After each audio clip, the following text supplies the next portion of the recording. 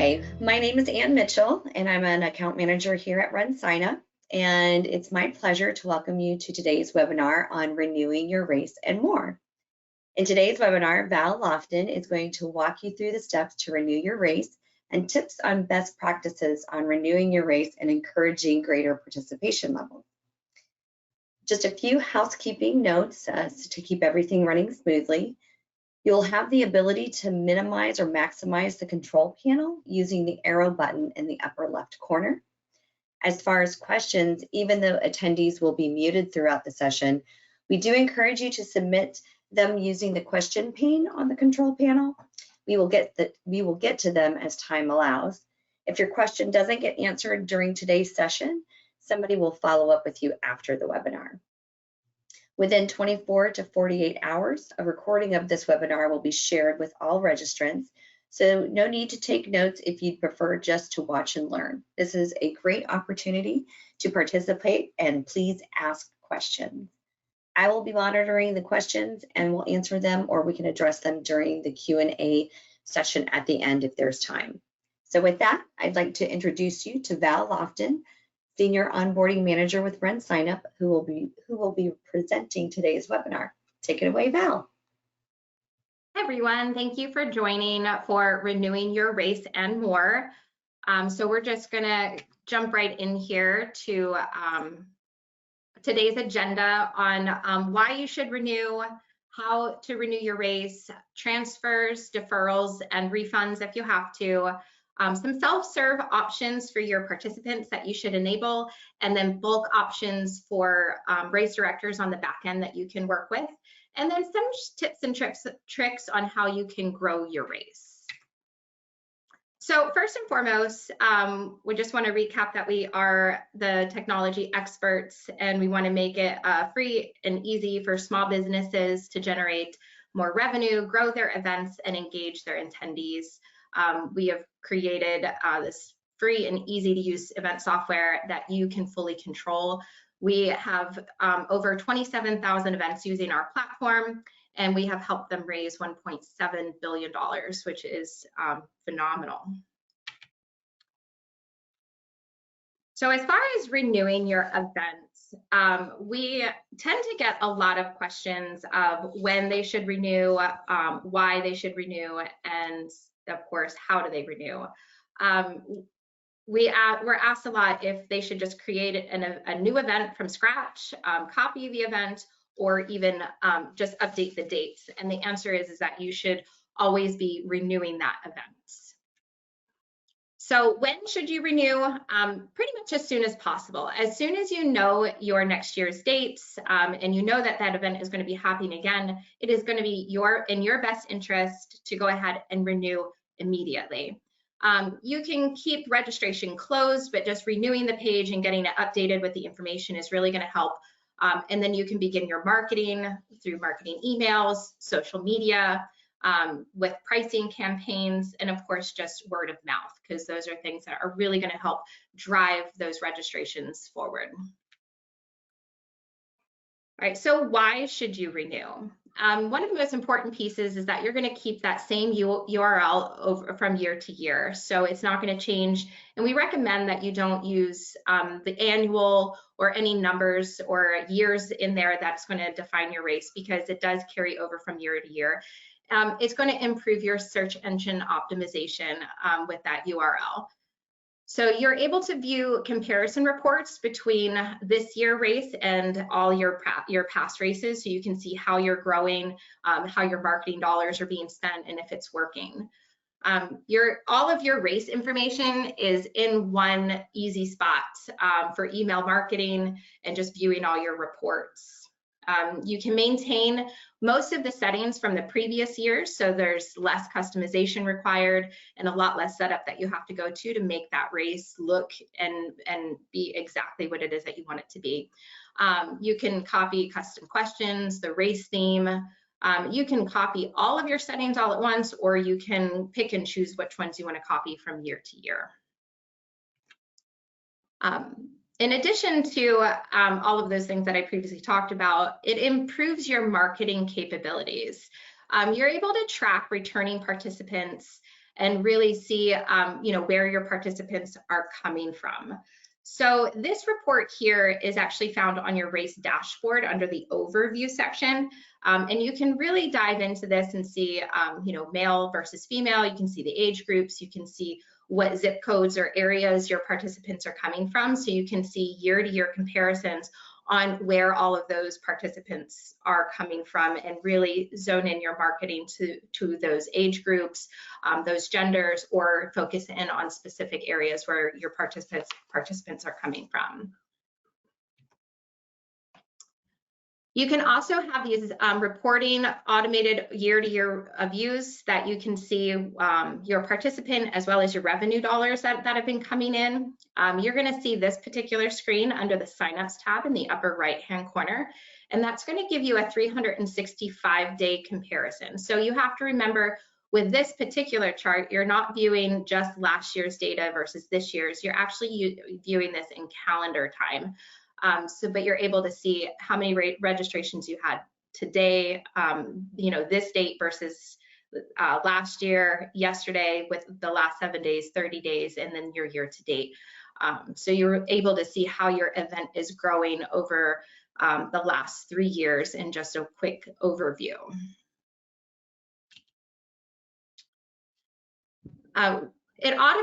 It automatically creates emails list with your previous participants. You can always create your own custom list as well, but it's really great that you're able to focus in on last year's participants for your marketing emails. And then you can also include past participants to make sure that they're getting all of those emails about registration opening, your price increases that will be coming up, and just all of those marketing things to get the word out about your race being renewed and open for registration for 2024. So those are all the reasons why you should renew. And of course, it's how do you renew? We've really tried to make this a very easy, fully integrated feature that is just simple for everyone. So there's 3 different ways that you can actually renew your race. And the first option is going to be from your My Races page that's under your profile image. So when you go there and you go to My Races, you can just click on the drop-down menu in the right-hand side of the name of the race, and you can go to renew there. And that's going to take you right into that renewal page. The second option is if you get to your dashboard, within 24 hours after your race is completed, you'll actually see a green Renew tab right at the top. So you can just click that, and again, that's going to take you right into step 1 of that renewal. And then if you do make it into your dashboard without clicking the previous 2 renewal options, a pop-up will actually come up that says Renew Your Race. And it's very important that you don't just exit out of that and then start updating your race information there. You actually need to click the Renew Race tab, so that way it'll update all the information.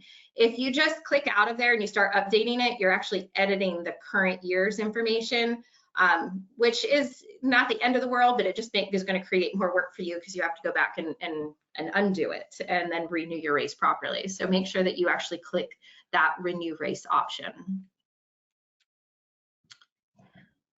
So there's only 2 steps within the renewal at this point. Step 1 is just updating your events. So here's where you can rename your distances or just update the dates and the times of when that event is going to be happening. And you'll do that for all events that you have offered, or all distances that you have offered within the race.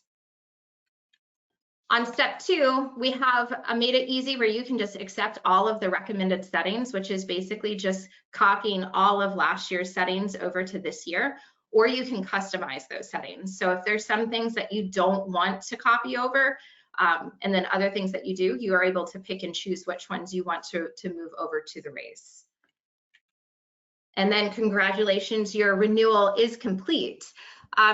On this page, you'll actually have the option to enable certain features to help you market your race a little bit better, such as event insurance, incomplete emails, referral rewards, and then price increase emails, which we're going to dive a little bit deeper into. So the first thing is insurance, and why should you offer insurance? First and foremost, the insurance company gives a 20% revenue share. So any any insurance plans that you're selling, you're going to get a little bit back on. It increases advanced registrations by converting on-the-fence buyers. It reduces refunds, and it definitely decreases your chargebacks. Offering this insurance is going to give you extra protection and against chargebacks and refunds, because you have that in place, and you can say, well, we do offer the insurance, so there's no need for any refunds at this point. Okay, it's super easy to do. Currently, it's only available during the registration path, so that's the only time that they can buy it. But it's a great option. There's no cost to you, so there's really no reason to not have insurance offered. It also will turn on incomplete registration email and price increase emails. These are 2 automated emails that will go out to your past participants, and then anybody that starts that registration process and abandons it at any point. So just a few of our stats from 2022, that 8.5% of paid registrations came from emails sent within the RunSignup system.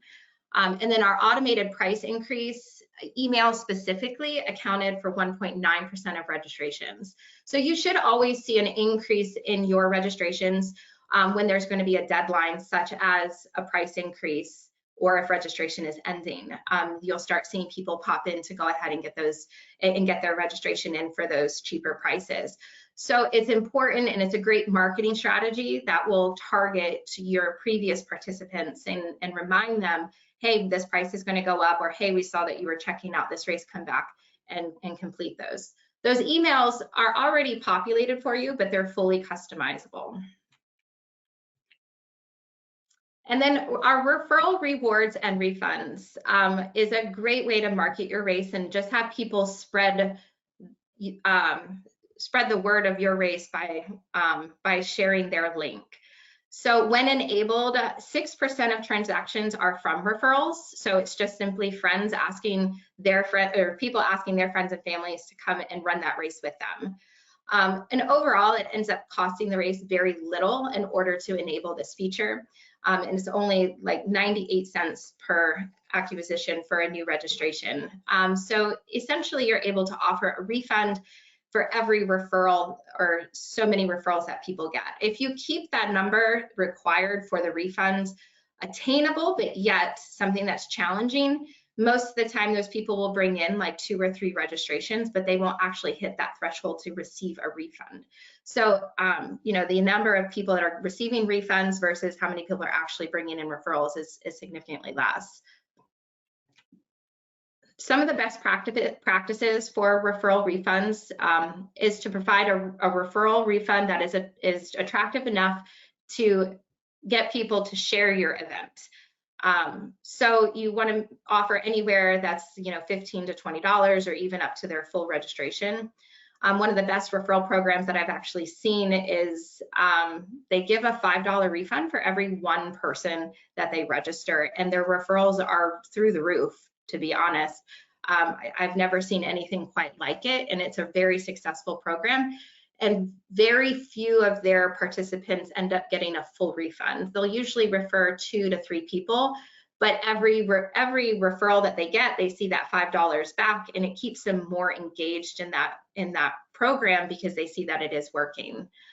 So it's like an immediate reward for getting somebody to sign up using their code. You can set a threshold that is high enough to be difficult but not impossible to reach. You have to remember that not a lot of people are going to know 10 friends that are going to come and run a race with them. Even as a competitive runner myself, I know a lot of runners, but I only know maybe 3 or 4 people that would be willing to come and run with me on a lot of different races. So you want to keep it attainable, but yet difficult that the majority of your people are not going to hit that. You can also stack rewards with additional refunds. You can do specialty swag or other perks for people that are referring a lot. So the swag would want to be something that's different than what you're currently offering for this year's participants, or anything that they can buy, but something that's attractive, like a cup or a beanie or something like that. And you want to make sure that you share your referral program. That's one of the things that a lot of race directors overlook is that you should really be using our email marketing to remind these people to go out and share their code with their friends and family, remind them about getting that money back, and just share it everywhere you can. Reminding everyone is key, because it's easy for them to forget. So some of our renewal best practices is that you're going to want to make sure that you create a new donation period under the renewal settings. You want to make sure that you separate last year's donations versus this year's donations.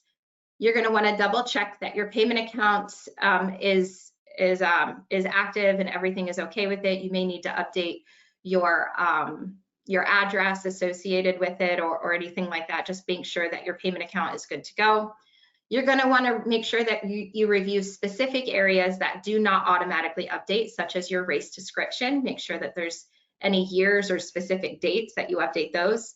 Your giveaways, as well as your giveaway inventory, your registration periods and pricing, user registered notifications. So some people will actually update the email confirmation and then they'll forget that they do that and it has last year's date in it. So you want to make sure you update those email confirmations. Custom content sections do not automatically update. Those have to be done manually, as well as your fast registrations. If you enabled it for the previous year for like your packet pickup or something like that, you want to make sure that those are no longer enabled, so it's not skipping important things like, do you want to join a team, or your giveaway questions. And then of course you also want to update your check-in app and make sure that those dates are going to be applicable for this year, so that we are able to easily find your race within the check-in app. You'll want to make sure that you need to rebuild your cover page if you do have any information that was specific to the previous year's event. And then lastly, we always recommend that you complete a test registration and send to others on your team so they can also test. You want to make sure that you go through that registration process several times to make sure that everything is working exactly the way that it needs to. So we're going to dive into how to prevent refunds, and then of course refunds if you have to. So we're going to talk about transfers, deferrals, event insurance, and then lastly, if you do actually have to issue a refund, how you can do that. So we offered a lot of three different types of transfers. We have event transfers, which would be someone that's going to be dropping down from the 10K to the 5K. We have race transfers. So if you have more than one race on the platform, you can offer race transfers where you can go from an example, the Great Cupid Run over to the Great Peace Valley Run. And then you also can offer participant transfers where I would give my registration to Anne if I'm no longer able to run. This is going to cut down on your refund requests because it's giving them several options in order to get out of the race. So if maybe their training didn't go as planned and they can no longer run that 10K, but they're pretty sure they can still run a 5K, allowing those event transfers is going to be great.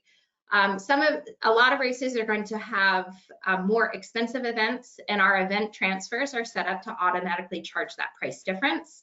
So if I'm jumping from the 5K to the 10K and there's a $10 difference, it's going to charge me that $10 difference.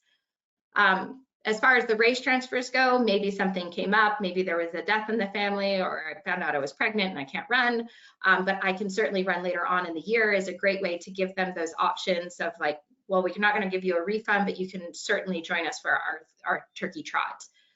And then participant transfers, again, if there's just no way that I'm able to run the race for whatever reason, I can at least find somebody to take that place.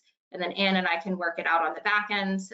She can pay me, or you can charge them to complete that transfer as well. So those are three great ways to allow people an out of the race in case life happens. Okay, and then deferring registrations. A lot of times, you know, again, life happens and not everyone is going to be able to make your race, and allowing them to defer to the next year is going to be a great way for them not to receive a refund, but still be able to go in and actually compete the next year. There's several ways that you can defer registrations, but we're going to focus in on how you can manage those. So you can view the full deferral report, including the registration ID, the name, their email, the date that they deferred, and register, the registration fee, giveaway size, stuff like that. How do you get the deferred registrations into the current year race? You can import them or transfer them to the current year. You can send the participants coupon codes or a reserved entry link with the loyalty list. Or the preferred method is the defer via race transfer tool, which is an automated process for everyone, including you. So less work on your end just by simply enabling this and making sure that your participant is able to complete that deferral on their ends. So the defer via race transfer allows you to customize the deferral claiming settings for previous events. You can have a cutoff date, and then you can allow that for just the one race, or you can allow it for other races that you may manage as well. So it gives the participants more flexibility and options when it is time to actually go ahead and claim their deferral. The defer via race transfer tool, the credit methods is that you can allow them or credit them the amount they paid for the registration with or without the add-ons. So if you had a lot of $0 registrations that were deferred, you wouldn't want to use that option though. The new event is always going to be free, so it doesn't matter what they paid for last year, but they can choose any event for this year. So as long as there's not like big price differences, if you don't have like a marathon and a 5K, you know, you could certainly use this one and just let them register for whichever event they want to run in. And then you can set a credible amount based on the previous year's event. So maybe last year's event was only $25, but because of inflation, unfortunately, you had to raise the price to $40.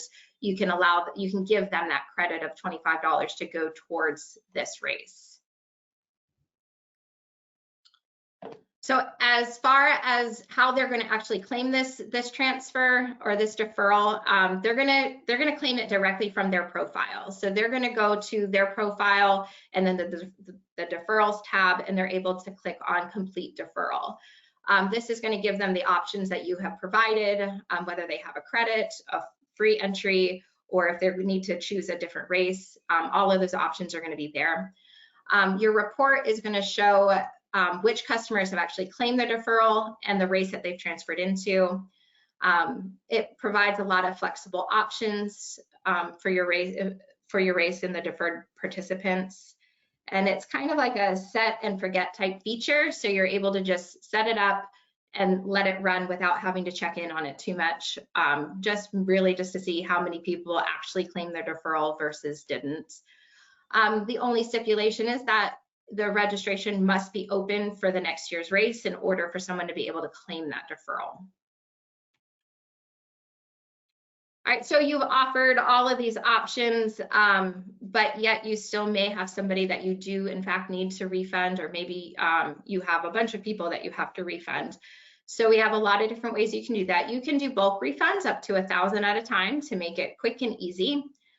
You can do manual refunds, which is just one by one through that participant report. And then you must have your funds within the refund reserve in order to process those. So you want to make sure that you set that up before you go in and you start trying to issue refunds. You can't refund registrations that are older than 1 year. You would need assistance from your account manager or our finance team in order to be able to complete those. So it's not impossible, it's just not something that you can do. And you want to make sure that you do set up a refund policy that is displayed clearly on your page. You want to make sure you can set it up even as a custom question if you need to. You can display it, you can have them agree to it, or you can have them initial that they absolutely do agree to the refund policy. You can get there by going under the participant tab, participant management, and then refunds and refund policy to set that up. So we offer a lot of self-serve options for our participants and you guys actually to make it easier on you, less things that you have to do on the back end. So we're going to touch on some of the best practices for those, participant info that they can update, event transfers, race transfers, participant transfers, deferrals. They can manage their giveaway, their add-ons, their questions, their groups and teams, and corrals, as well as their shipping address if you need to mail anything to them. So under the participant management, you can pick and choose which things you want to enable. So it's not like an all or nothing kind of thing. You're able to pick and choose the ones that you feel are important for them to be able to have access to. Some of the more popular ones, of course, is allowing registrants to update their shirt size for the giveaway, emergency contact information, shipping address, and phone numbers, things like that. So that's going to be under that participant management section. The participant info will allow them to change names. So like maybe they want to go by, instead of Valerie, I'll go by Val. And it will also allow me to update my address, email, phone numbers, things like that. But you also have control on whether or not you allow them to update certain things. Event transfers will allow or prohibit event upgrades or downgrades between specific events. So you can pick and choose which events they can go into. There's a lot of detailed options within there for charging different fees between the events, and then you can also offer or charge a transfer fee if you wanted to. And then of course the race transfers that we talked about, allowing participants to transfer to another one of your races that you have on the platform. Participant transfers, allowing them to transfer it to their friend or family member is going to be a lot easier than you trying to do it on the back end. You can allow the person to transfer for a refund, or you can do it as a gift. And there's also customizable transfer fees that you can add in there as well. For the deferrals, you can allow the participant or the registrant to defer their own registration for next year. So it's not something that you have to do on the back end of anything. You can just let them handle their own deferral. The giveaway management, allowing them to update that giveaway selection. Of course, I would recommend that you put a deadline for that, which would be, of course, when you need to order those shirts, but you never know what's going to happen between the time of registration and then, of course, race day. And then add-on management, allowing them to decide that they did want to purchase that additional jacket, or maybe they wanted to go ahead and have their packet shipped to them instead of picking it up. You know, allowing them to, you know, add on those registration add-ons after the fact, and allowing them to kind of think about it and let things sink in a little bit. The question management, if you have custom questions set up, which you should have, like your emergency contact or any other type important information, estimated time, things like that, those are things that you may want to allow them to update throughout the registration time frame. The group and team management, allowing them to create, join, or change teams, because you never know what's going to happen. They may decide they want to join a team, or maybe they need to change teams. And then corral management, so they can update their finish time or switching which corral they're going to be in to better fit their schedule. Then of course, shipping address, if you are offering any type of shipping of items, you want to make sure that you do allow them to update that address management, and so you don't have to worry about it on your end. So we offer some bulk options for race directors, so you can get things done quickly and efficiently. With our bulk participant management options, you can clean things up very fast with bulk refunds. So if you do need to refund everybody, if you had to cancel your race, you're able to refund pretty much everybody up to 1,000 at a time. You can do bulk deletions. You can do a bulk race and transfer, event transfers. So if you wanted to transfer everybody from that 5K to a 10K, you can do it very easily. You can do bulk deferrals for the next year, and then you can do bulk deferral fee refunds as well. Right, in ways that you can increase registrations, it's important. Every year you want to grow, so figuring out ways that you can, creative ways that you can get people to come and register for your race. One of the most overlooked things is tiered pricing, or offering like an early bird discount pricing. We really recommend that you have at least 3 registration periods. You should have an early bird pricing, your regular pricing, then of course late pricing. That is going to incentivize your registrants to get in there as early as possible to get the best price point as possible. You should offer team registrations with discount options if possible. So we've noticed that particularly in the 18 to 29-year-old age group, they are looking for more of a social experience, and offering them groups and teams to be able to come and elevate that experience and not focus so much on the race aspect is a really great way to get those younger crowds into the races. And then you can also pair it with a discount. So that way it turns into a word of mouth type of thing, like, hey, let's go run this race. We can get $5 off or $10 off, whatever it is that you do. So team registrations is a great way to incentivize your people to come and run together as a group. The referral reward program is a very successful way to increase registrations, because if you're offering a competitive refunds or even really awesome swag, something that somebody might want, they're going to definitely share it with their friends, their families, their coworkers, just so that way they can maybe get their registration feedback, or if they can get that jacket or whatever it is that they're looking at. Other pricing incentives, so discounts for like local community partners. You can offer club discounts right through RunSignup as well. You can offer age-based pricing and multi-person sign up. You know, trying to keep it as family friendly as possible, realizing that a family of 5 may not be able to afford a $40 registration fee for 5 people. So giving them a little bit of a price discount to get all of them there would be a great way to increase numbers. You want to make sure that you cross-promote your events and offer discounts for multi-race registrations. So if you have multiple races across our platform, you can bundle them together. You can offer discounts for them registering for all 5 of your races or all 3 of your races versus just one at a time. And one of our overlooked features is custom source tracking, which is where you're able to really focus in on where those registrations are coming from to see which marketing tools are being successful and which ones you need to change.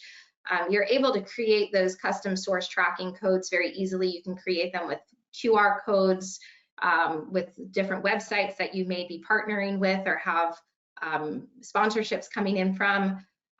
Social media, things like that, to see where your customers are finding your information about your race and where they're actually registering from, so you can effectively spend your marketing money. So we have some other really great webinars that you can watch on ways that you can increase your registrations. You can always find these in our webinar section.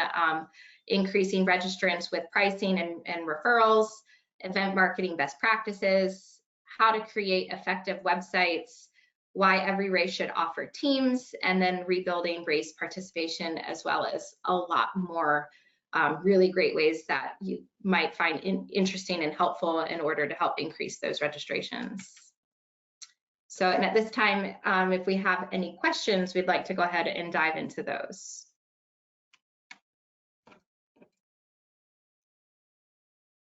Hey, Val, thanks so much. I actually do have quite a few questions that are really great. And let me start with one question is, we work with several races who keep including the year or, X annual in their title. How can we get them to stop doing that or to fix that when they renew? Yeah, that's actually a great question. And it's just to be quite frank with them about it. It does actually show up in the participant's profile as well. So if it says 9th annual, ninth annual turkey trot, let's just say, and then the next year they renew it, it's going to say 10th annual. So it's going to show in their past races as the current year, as well as this year's current races. So really just getting them and being quite frank with them about how the branding is going to look and how to make it just more conducive to their events, and leaving out those years or the annuals, things like that. If they do currently have it in their URL, it's something that we can change on the back end.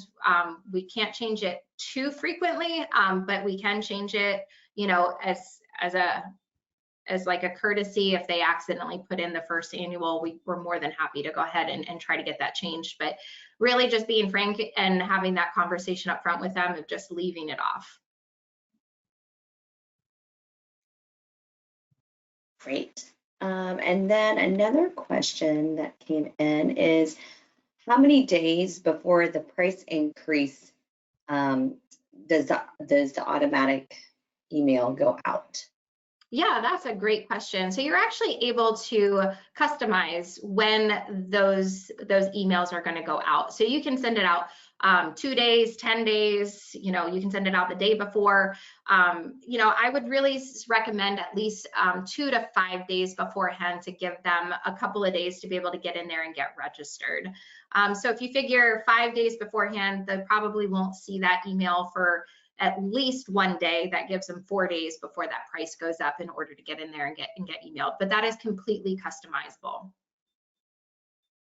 And then another question is, when enabling a race transfer for the participant, what if they register for the new race that costs less than for the original registration that they paid for? No refunds are given automatically. If you choose to give a refund, you would have to do that manually using our refund tools. Excellent. And then the other question that we have is, I go through here.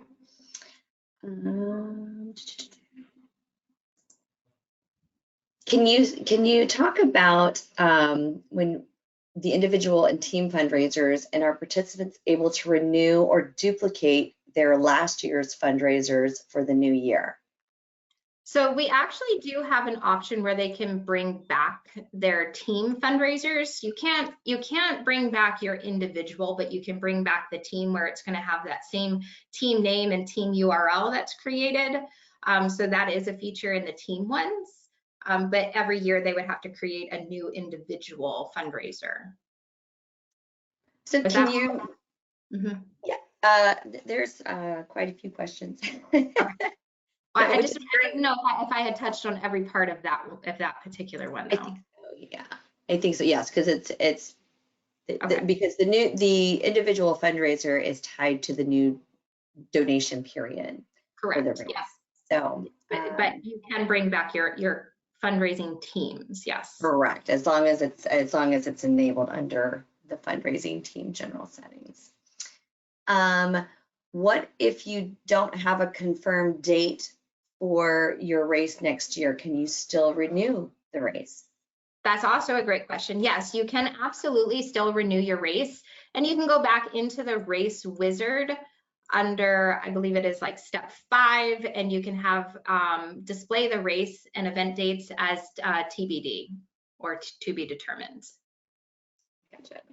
So let me go. Let's see, going through.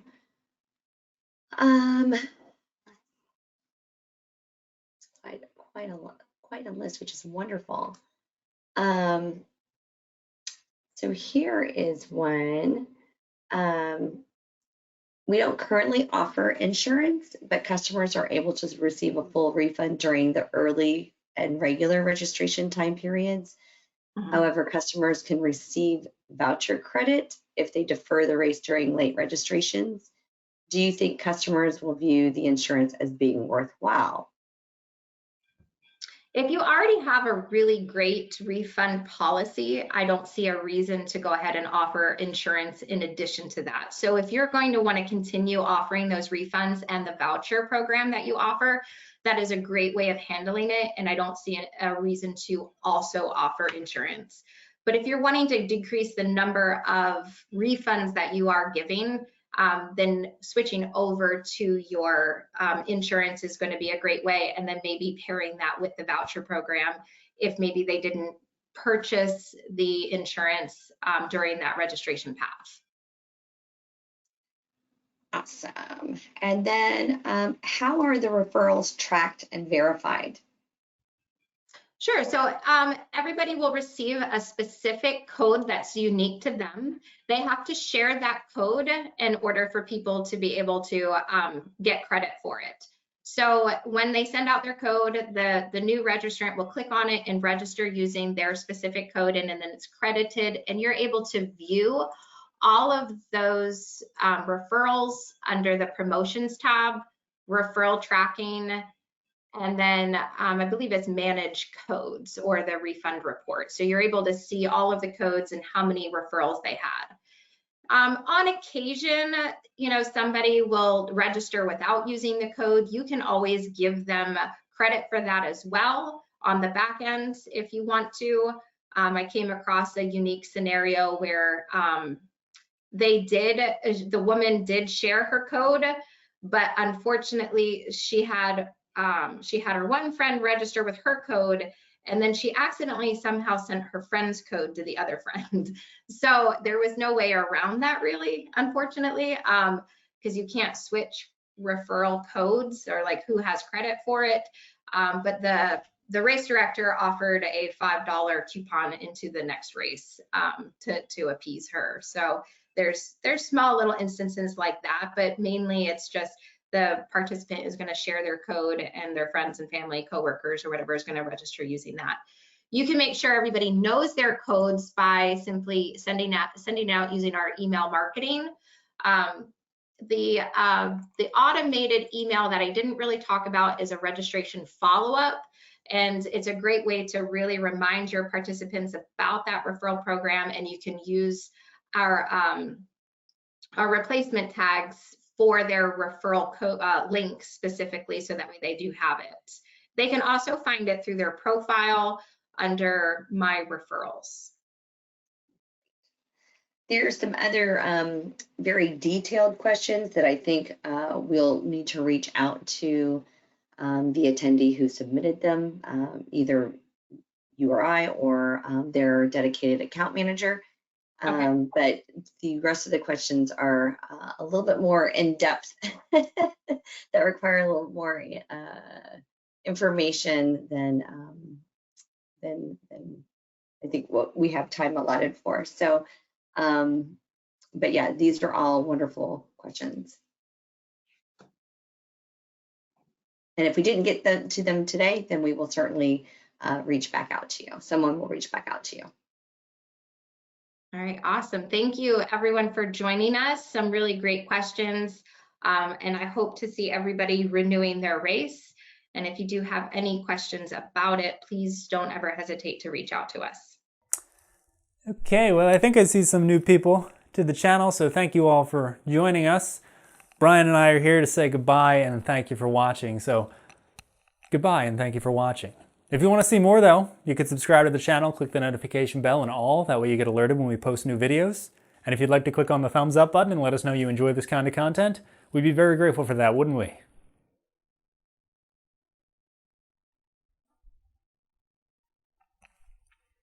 You know it! Thanks, Brian. Always got my back.